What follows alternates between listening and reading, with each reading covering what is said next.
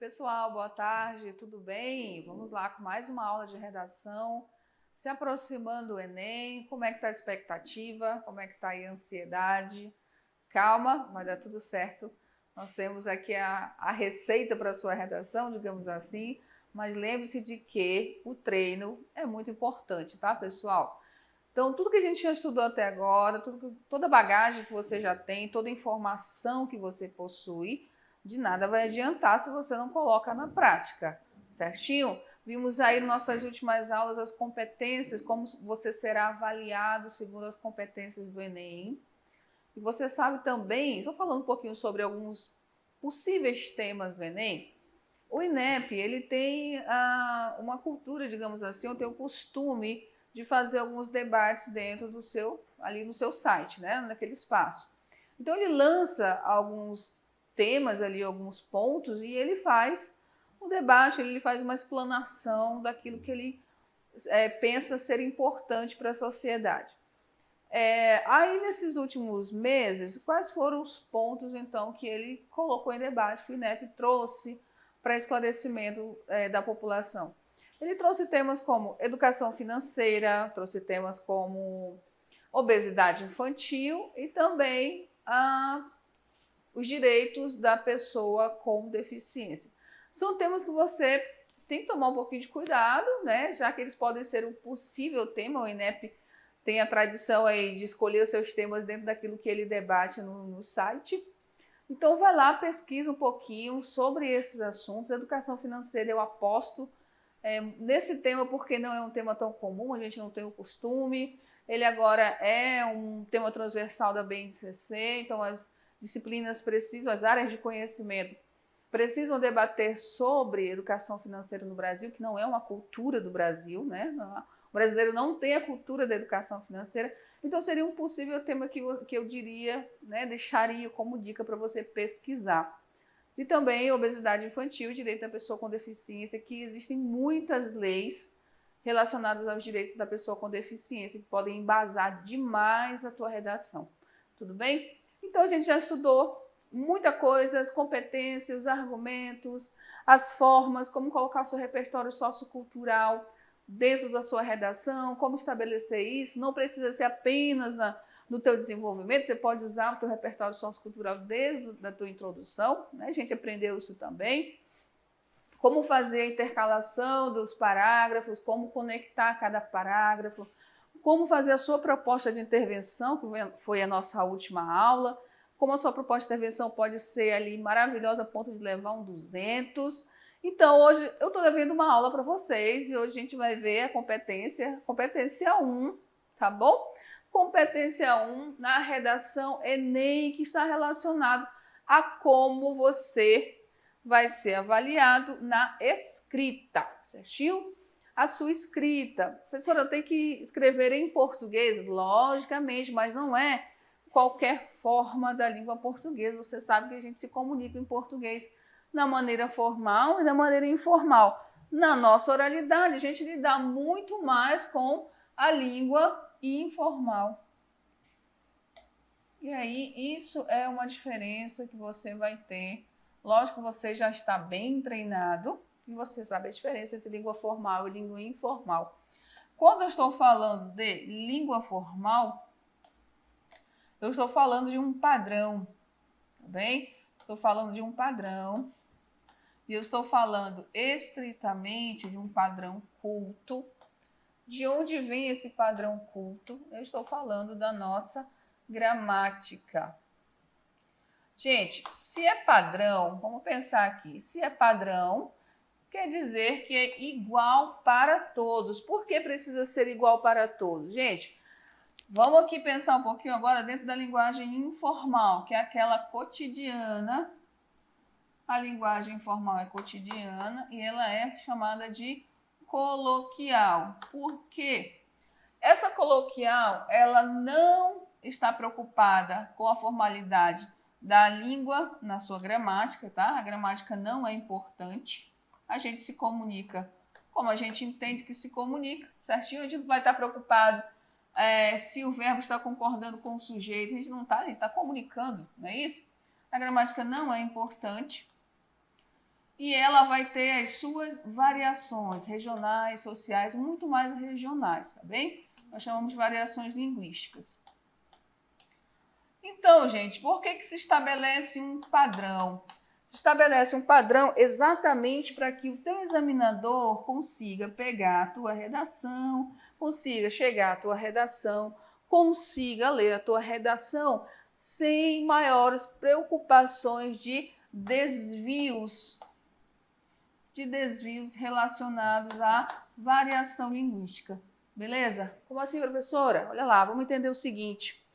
Nós temos uma grande variação linguística no Brasil. Se a gente vai daqui de uma cidade a outra, a gente já reconhece ali o quanto que se modificou o nosso linguajar, o nosso falar, os termos. Às vezes o mesmo objeto, uma mesma fruta, tem nomes diferentes. Não é isso? Até as formas muito mais coloquiais, que pertencem apenas àquele lugar, que nós não conseguimos compreender. Tá certo? Por exemplo, aqui na minha região a gente tem uma forma de se comunicar. E aí outras regiões têm as suas formas de comunicar.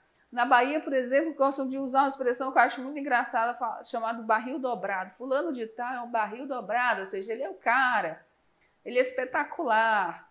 Essa é a significação. Aí imagina aqui comigo que o examinador vai lá na tua redação, ele começa a examinar a tua escrita e ele não encontra um padrão, ele encontra uma variante linguística. Você está escrevendo ou você escreveu ali conforme você fala. Isso vai ser uma confusão danada. Por quê?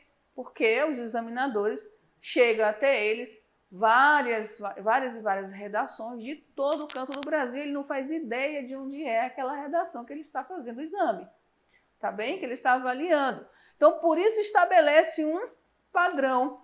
Segunda coisa, é para você provar, caro candidato, que você passou pela escola e que você aprendeu gramática. Por quê? Porque a gramática ela é uma competência escolar. Você não vai aprender gramática em outro lugar, senão na escola. Certo? Então vamos lá, vamos entender o que é que a competência 1 da redação pede de você.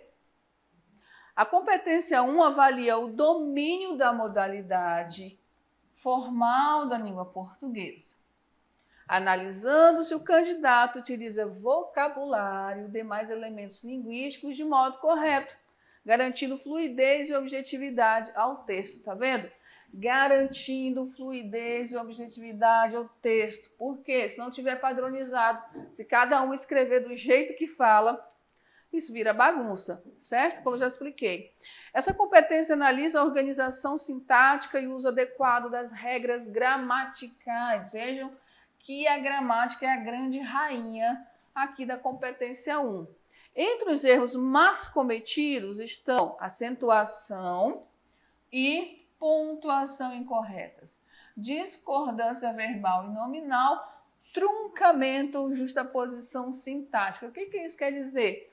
Quando você não consegue fazer a coordenação e a subordinação de maneira correta. Bom, a coordenação e a subordinação.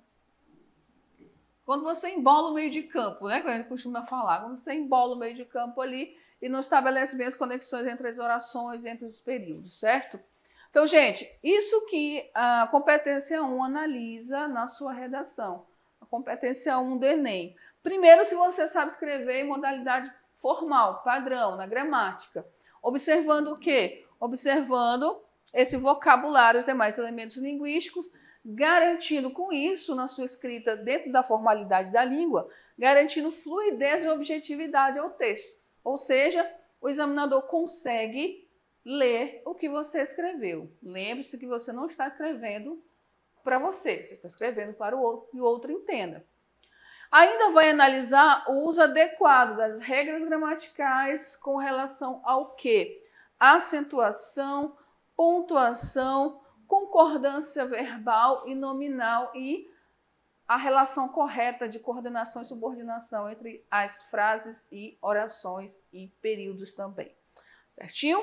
Então vamos lá. Continuando aqui. Opa, acho que eu passei.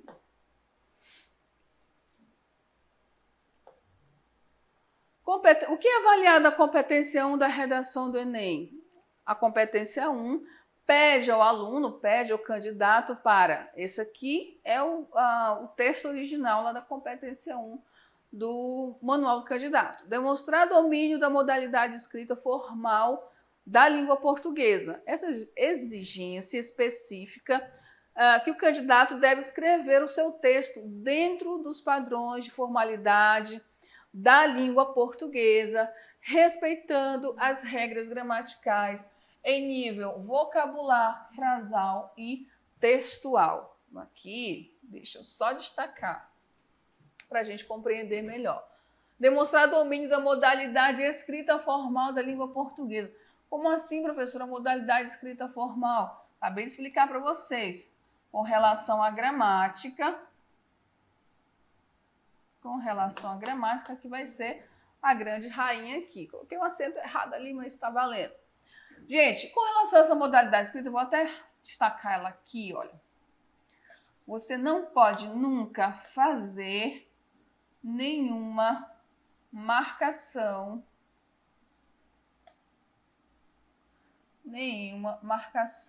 de desenho. Professora, mas tem candidato que faz isso? Lógico que tem, gente. Tem candidato de toda maneira, tem candidato de todo jeito. Tem candidato que ele só vai para testar a banca, isso é fato, tá bem? E o que ele vai fazer? Ele vai colocar um desenho ali na cara de pau para que o examinador tome posicionamento ou ver se o examinador de fato está atento ali às redações, tá? Então, é a modalidade escrita formal da língua portuguesa. Ela é uma exigência específica que o candidato deve escrever o seu texto dentro dos padrões de formalidade. Já expliquei também isso aqui. Da língua portuguesa, respeitando regras gramaticais. Em nível vocabular, ou seja, do seu vocabulário. Frasal, entre as frases. E textual, que forma ao total um texto coerente e coeso. Segundo o INEP, a avaliação desse tópico divide-se em dois eixos principais, a estrutura sintática e os desvios.